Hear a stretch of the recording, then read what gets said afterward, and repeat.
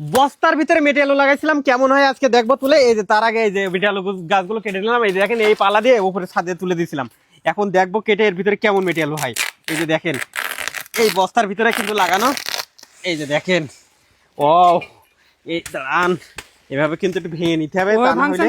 এভাবে ভেঙে যদি না নিই তাহলে কিন্তু এই মেটে আলুর যে চাকটা, এই চাকটা ভেঙে যাবে।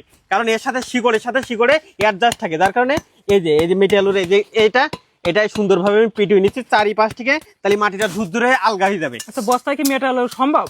বস্তায় মেটে আলু সম্ভব কিনা, আমি গত বছর লাগাইছিলাম 5-7 কেজি করে হয়েছিল একটা। আজকে দেখবো যে কেমন হয়। আচ্ছা, আপনার বস্তার মাটি এত ঝুরঝুরি হওয়ার কারণটা কি? এত ঝুরঝুরে হওয়ার কারণ হচ্ছে এখানে জৈব সার আর জৈব মাটি দিয়ে লাগানো, যার কারণে এত ঝুরঝুরি।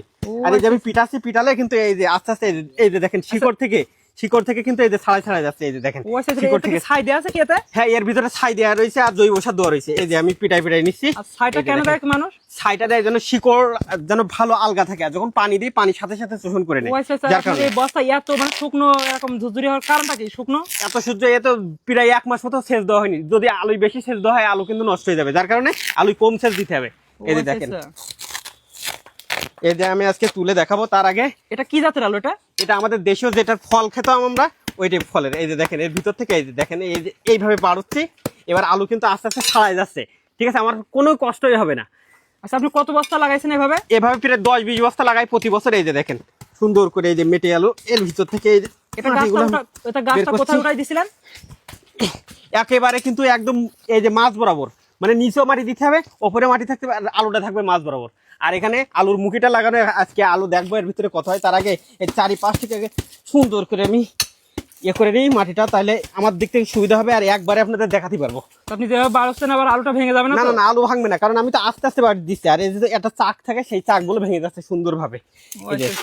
হ্যাঁ, কাটলে যাতে ঝুরঝুরি করে যাতে সুন্দরভাবে দেখানো যায়, বোঝানোর সুবিধাতে আলুটা কেমন হয়েছে তার জন্য এই পদ্ধতি।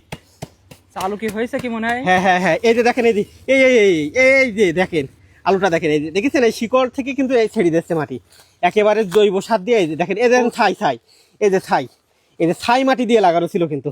এই যে দেখেন এর ভিতর থেকে আমি দেখাচ্ছি। তার আগে আনুমানিক কত কেজি হবে এখান থেকে? আনুমানিক 10 কেজি 20 কেজি হবে। বস্তায় 10 কেজি 20 কেজি? হ্যাঁ, 10 কেজি সম্ভব। এর আগে কি এক বস্তা কোনো তুলেছেন?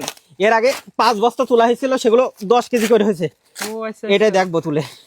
এই যে দেখেন আগে থেকে বস্তাটাই সুন্দর করে আলগা করে নিচ্ছি। এই যে এবার আপনাদের দেখাচ্ছি।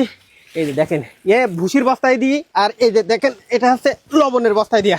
আপনারা চাইলে সারের বস্তায় দিতে পারবেন। এই যে দেখেন আলুটা দেখেন, এর জন্য আলু একদম পুরো ভরে যায়।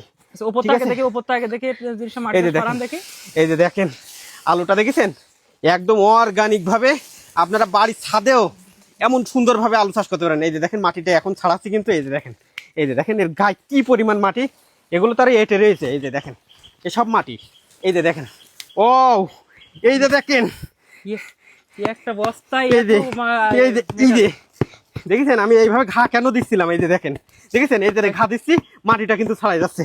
দেখেন ও সে কাঙ্ক্ষিত আলু নিচ থেকে আরো ভেঙে গেছে মনে হয়।